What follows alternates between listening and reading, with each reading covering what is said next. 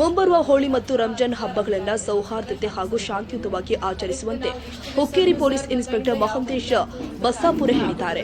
Hukkeri police ಠಾಣೆಯಲ್ಲಿ ಜರುಗಿದ ಹೋಳಿ ಮತ್ತು ರಂಜಾನ್ ಹಬ್ಬಗಳ ಶಾಂತಿ ಸಭೆಯಲ್ಲಿ ಜರುಗಿದ ಹಿಂದೂ ಮುಸ್ಲಿಂ ಸಮಾಜದ ಮುಖಂಡರ ಸಭೆಯಲ್ಲಿ ಕನ್ನಡ ಜಾನಪದ ಪರಿಷತ್ ಅಧ್ಯಕ್ಷ ಸುಭಾಷ್ ನಾಯ್ಕ ಮಾತನಾಡಿ, ಹುಕ್ಕೇರಿ ನಗರದಲ್ಲಿ ಮಾರ್ಚ್ 3ರಂದು ಮಂಗಳವಾರ ಹೋಳಿ ಹುಣ್ಣಿಮೆ ಆಚರಣೆ ಹಾಗೂ ದಿನಾಂಕ 4ರಂದು ರಂಗಪಂಚಮಿ ಆಚರಿಸಲಾಗಿದೆ. ಕಾರಣ ಹಿರಿಯರ ಮಾರ್ಗದರ್ಶನದಲ್ಲಿ ಹಿಂದೂ ಮುಸ್ಲಿಂ ಹಬ್ಬಗಳನ್ನು ಶಾಂತಿಯುತವಾಗಿ ಆಚರಿಸೋಣ ಎಂದಿದ್ದಾರೆ.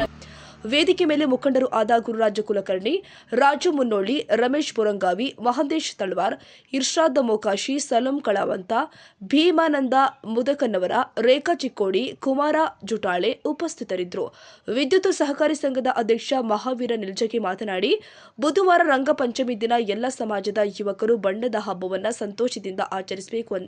ಒತ್ತಾಯಪೂರ್ವಕವಾಗಿ ಯಾರಿಗೂ ಬಣ್ಣ ಎರಚಬಾರದು ಹಾಗೂ ಪೌಡರ ಬಣ್ಣ ಉಪಯೋಗಿಸಬೇಕು ಅಂತ ಮನವಿ ಮಾಡಿದರು.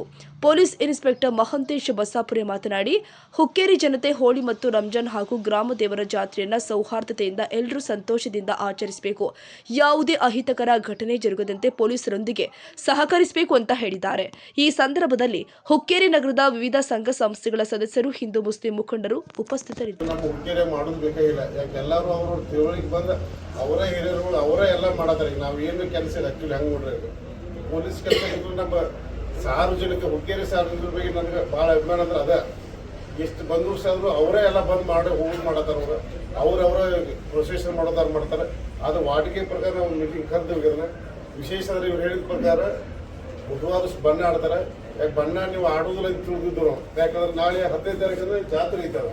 ಸೊ ಜಾತ್ರೆ ಇದಕ್ಕೆ ನೀವು ಎಲ್ಲರೂ ಅವಾಗ ಬಣ್ಣ ಜಾಸ್ತಿ ಆಡ್ತಾರೆ ನಮ್ಗೆ ಐತಿ.